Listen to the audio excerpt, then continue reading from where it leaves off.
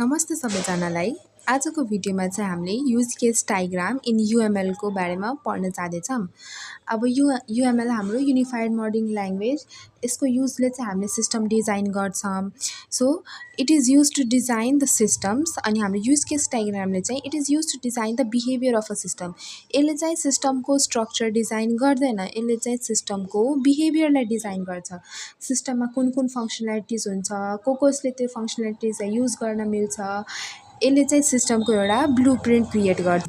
त्यसै गरी हाम्रो अर्को छ it illustrates functional requirements of a system.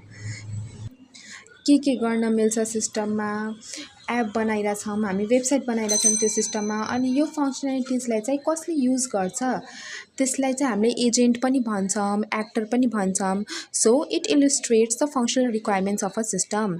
अब हामी एउटा रियल लाइफ इक्जाम्पल हेर्छौँ भने हामीले यहाँ फ्लाइट रिजर्भेसन सिस्टमको, हामी कुनै पनि फ्लाइट रिजर्भेसन सिस्टमको बुकिङ प्लेटफर्ममा जान्छौँ भने त्यहाँ चाहिँ हामीलाई अप्सन दिएको हुन्छ सर्च भनेर। सो त्यो चाहिँ हाम्रो एउटा युज केस दिएको हुन्छ, फङ्सनालिटिज दिएको हुन्छ search.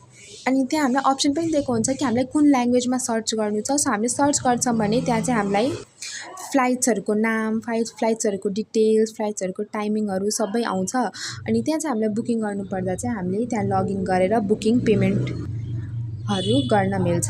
So a use case diagram gives us a high level view of the system without going to its implementation details.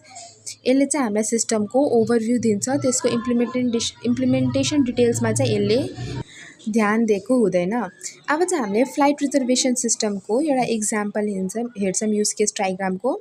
So हामीले चाहिँ यहाँ दुईवटा एक्टर लिन्छौँ।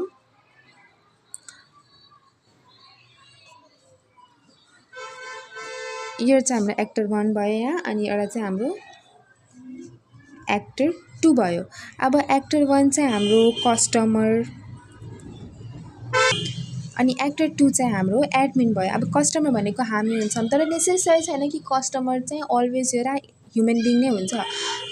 कस्टमर चाहिँ एउटा मसिन पनि हुनसक्छ, अरू ग्रुप अफ इन्डिभिजुअल्स पनि हुनसक्छ। अनि एडमिन चाहिँ जो ब्याकएन्डमा बसेको छ, जसले चाहिँ सिस्टमलाई म्यानेज गरिरहेछ, फ्लाइट्सको अपडेटहरू हालिरहेछ, टाइमिङहरू हालिरहेछ, त्यो चाहिँ हाम्रो एडमिन भयो। अब चाहिँ हामीले केही युज केसहरू लिन्छ।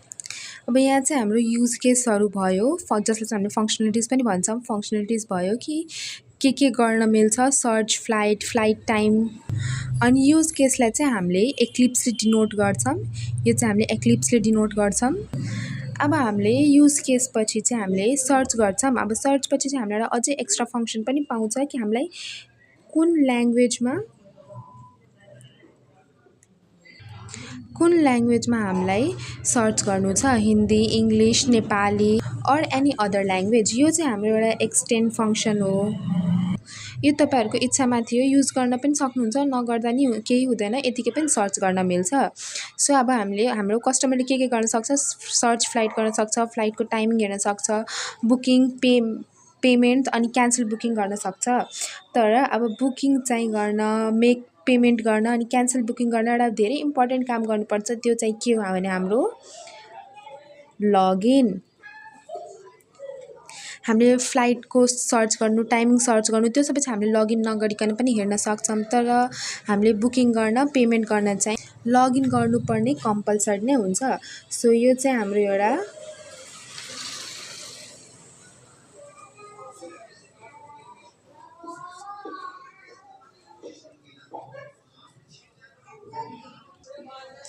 इन्क्लुड फङ्सन भयो।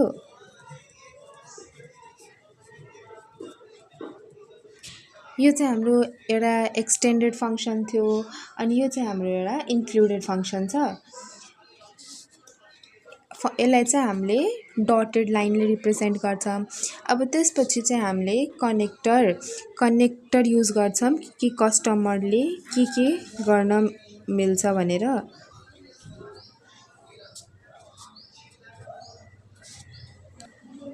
कस्टमरले फ्लाइट सर्च गर्न मिल्छ, फ्लाइट टाइमिङ हेर्न मिल्छ, त्यसपछि लगइन गरेपछि बुकिङ गर्न मिल्छ, पेमेन्ट्स गर्न मिल्छ, क्यान्सल बुकिङ गर्न मिल्छ। अनि अर्कोतिर अब हाम्रो एडमिनले के गर्न मिल्छ त, हाम्रो एडमिनले चाहिँ जुन बुकिङ्सहरू हुन्छ त्यसलाई म्यानेज गर्न मिल्छ, अनि फ्लाइट्सहरू अपडेट गर्न मिल्छ, कुनै फ्लाइटलाई हटाउने, कुनै फ्लाइटलाई एड गर्ने, त्यसपछि रिपोर्ट्सहरू बनाउन। कुन रिजनमा बढी फ्लाइट्सहरू बुक भएको छ, कुन रिजनमा बढी टिकट्सहरू बुक भएको छ, कुन टाइमिङमा बुक भएको छ, त्यो सबैको रिपोर्ट्सहरू त्यो सबै काम चाहिँ हाम्रो एडमिनको हुन्छ। अब यतिको युज केस गरिसकेपछि चाहिँ हाम्रो इम्प्लिमेन्टेसन फेज हुन्छ। सो इम्प्लिमेन्टेसनको लागि चाहिँ हामीले यसरी यो इम्प्लिमेन्टेसन फेज बनायौँ। यसले चाहिँ हाम्रो सिस्टम बाउन्ड्री सेट गर्छ। अब चाहिँ हाम्रो यो सिस्टम बाउन्ड्री भयो, यो चाहिँ हाम्रो इम्प्लिमेन्टेसन फेज भयो। सो आजको चाहिँ यो हाम्रो युज केस डायग्रामको एउटा सर्टमा क्लियरली एउटा हामीले briefly use case diagram explain गर्न ट्राई गऱ्यौँ रियल लाइफ इक्जाम्पल्सको साथ।